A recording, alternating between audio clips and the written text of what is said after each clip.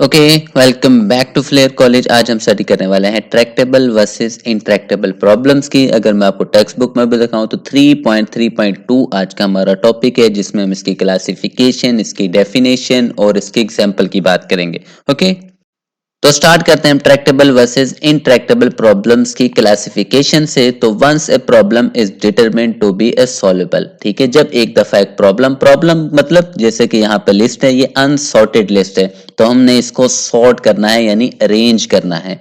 तो पहले जब एक दफा इसका फैसला हो जाए कि भाई ये जो प्रॉब्लम है ये सॉल्युबल है। अब ये सॉल्युबल क्यों है? क्योंकि इसको सॉल्व करने के लिए हमारे पास एल्गोरिथम मौजूद है, जैसा कि बबल सॉर्ट एल्गोरिथम, मर्ज, सिलेक्शन, क्विक सॉर्ट। अब देखो ये चार हमारे पास एल्गोरिथम मौजूद हैं इस प्रॉब्लम को सॉल्व करने के लिए। पहली बात तो ये कि ये फैसला हो चुका है कि ये क्या है, सॉल्युबल है। क्यों सॉल्युबल है? क्योंकि इसको सॉल्व करने के लिए एल्गोरिथम मौजूद है। उसके बाद जो नेक्स्ट इसका स्टेप आता है, नेक्स्ट कंसिडरेशन होती है, वो है कंप्यूटेशनल कम्प्लेक्सिटी की। अब कंप्यूटेशनल कम्प्लेक्सिटी की बेस के ऊपर इसको दो क्लासेस में डिवाइड किया गया है। कम्प्लेक्सिटी क्या होती है कि भाई कितना बेहतर तरीके से इसको सॉर्ट किया गया, इस प्रॉब्लम को सॉल्व किया गया है। ठीक है, ऐसा नहीं है कि भाई 10 घंटे में जाकर सॉल्व हो रही है, तो ये तो कोई बेहतर तरीका नहीं होगा। बेहतर तरीका क्या होगा? कम से कम टाइम में इसको सॉल्व किया जाए। ठीक है, तो अब कितने बेहतर तरीके से इसको सॉल्व किया जाए, उसकी बेस के ऊपर इसको दो क्लासेस में डिवाइड किया गया। एक है हमारी ट्रैक्टेबल, दूसरी है इनट्रैक्टेबल। ओके, तो स्टार्ट करते हैं ट्रैक्टेबल प्रॉब्लम को। ए problem is considered Tractable if it can solve a polynomial time. अगर कोई प्रॉब्लम पॉलिनोमियल टाइम के अंदर सॉल्व हो जाती है तो उसको हम क्या बोलते हैं? ट्रैक्टेबल। अब क्वेश्चन आता है कि पॉलिनोमियल टाइम क्या होता है। मैं पहले इसको आपको एग्जांपल के जरिए बताऊं तो मान लो एक लिस्ट है, ठीक है, जैसा कि यहाँ पे आपको अनसॉर्टेड एक लिस्ट नजर आ रही है, इसको आपने सॉर्ट करना है।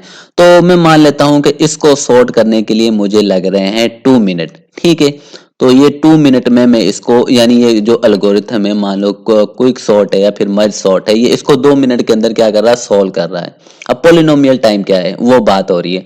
तो अब अगर मैं इसको बढ़ा दूं, मान लो ये 8 की है, आई थिंक ये 8 की, हाँ जी 8 की है, अगर मैं इसको कर दूं 16 की लिस्ट कर दूं, तो फिर ये 2 मिनट में हो रही थी ना ये 8, तो फिर ये 16 की हो जाएगी, तो फिर ये कितने में? 4 मिनट में क्या हो जाएगी? सॉल्व हो जाएगी।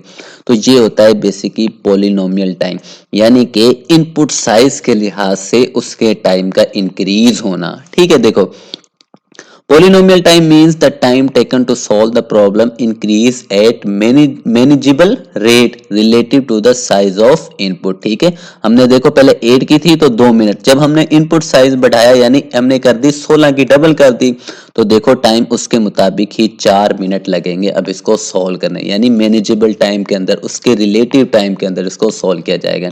ठीक है, अब ये जो पोलिनोमियल टाइम होता है ना, अगर इसके अंदर कोई प्रॉब्लम सॉल्व होती है तो उसको एफिशिएंट माना जाता है, यानी वो बेहतर है। ठीक है, बेहतरीन तरीके से उसको सॉल्व किया, कम टाइम में सॉल्व किया जा रहा है। ठीक हो गया। तो अब बारी आती है इंट्रैक्टेबल प्रॉब्लम की। Intractable problem are those that require super polynomial time to solve, यानी इन प्रॉब्लम को सॉल्व करने के लिए कितना टाइम चाहिए? Super polynomial time.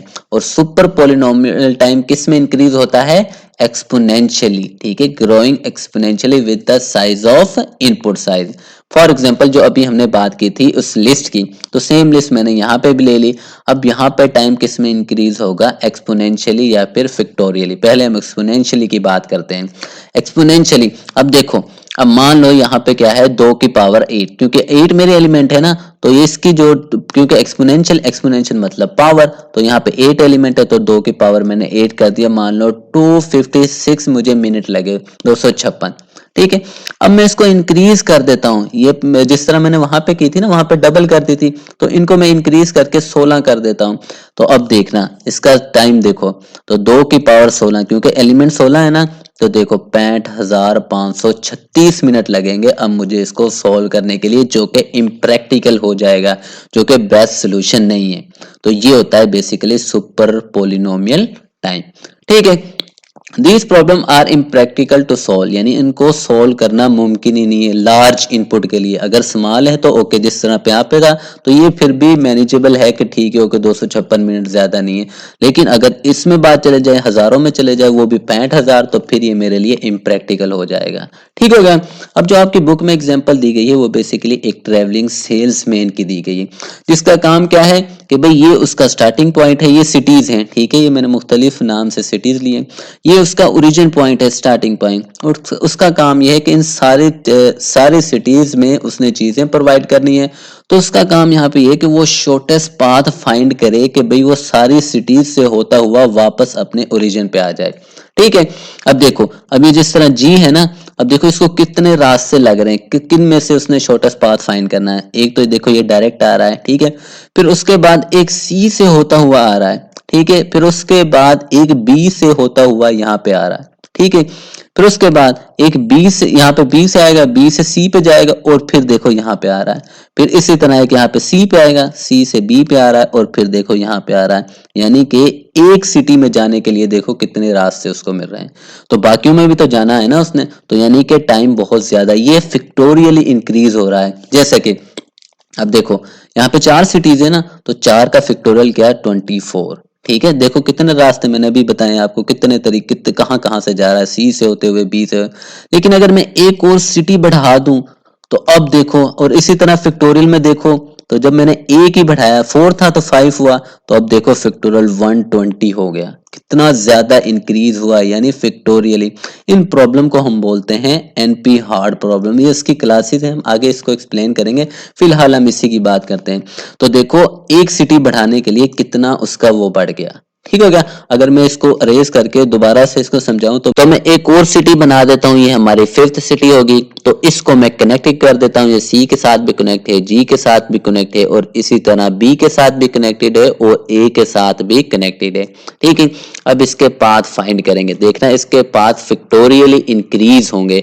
तो इसके पाथ को मैं शो करने के लिए मैं यहाँ पे इसके कलर को चेंज कर लेता हूँ। तो सबसे पहला जो पाथ है हमारा, देखो ए से डायरेक्टली कनेक्ट होगा इसके साथ, ठीक है। उसके बाद यहां से ए, अभी मैं एक सिटी से देखो ए से कितने पाथ निकल रहे हैं वो आपको दिखा रहा हूं। तो ए से देखो डायरेक्ट, उसके बाद ए सी के पास जाएगा, फिर सी से इसकी तरफ आ जाएगा, ठीक है, 2 हो गए। फिर उसके बाद ए दोबारा से सी पे जाएगा, फिर जी पे जाएगा और फिर यहाँ पे कनेक्ट हो जाएगा, ठीक है। फिर उसके बाद यहाँ पे ए जाएगा, यहाँ पे सीधा जी पे, जी से कनेक्ट हो जाएगा यहाँ पे। फिर उसके बाद यहाँ पे जाएगा जी पे, जी से सी पे और इसके साथ कनेक्ट हो जाएगा। फिर इसी तरह फिर दोबारा जी पे जाएगा, जी से बी पे आएगा, बी से सी पे जाएगा, फिर सी से कनेक्ट हो जाएगा, ठीक है। फिर इसी तरह बी पे जाएगा, बी से सी पे और इसी तरह कनेक्ट हो जाएगा। फिर इस तरह बी पे जाएगा, बी से जी पे जाएगा, फिर कनेक्ट हो जाएगा। फिर इस तरह बी पे जाएगा, बी से सी पे जाएगा, सी से जी पे जाएगा और फिर कनेक्ट होगा। फिर इसी तरह बी पे जाएगा, बी से डायरेक्ट कनेक्ट हो जाएगा, ठीक है। फिर इसी तरह बी पे जाएगा, फिर सी पे जाएगा, फिर सी से डायरेक्ट कनेक्ट हो जाएगा। यानी एक सिटी से, अभी एक सिटी की बात है, ये देखो कितने ज्यादा रास्ते यहाँ पे कनेक्ट हुए हैं। यानी कि इसके लिए शॉर्टेस्ट पाथ फाइंड करना इनमें से बहुत ही मुश्किल है, यानी इम्प्रैक्टिकल है। तो ऐसी प्रॉब्लम को हम बोलते हैं, हमारी क्या है, इंट्रैक्टेबल प्रॉब्लम है। और ये एक बेस्ट एग्जांपल है आपको समझने के लिए। ठीक है, आई होप आपको समझ आ गई होगी। कुछ क्वेश्चन हो तो पूछ लीजिएगा, चैनल को लाजमी सब्सक्राइब कीजिएगा। ओके।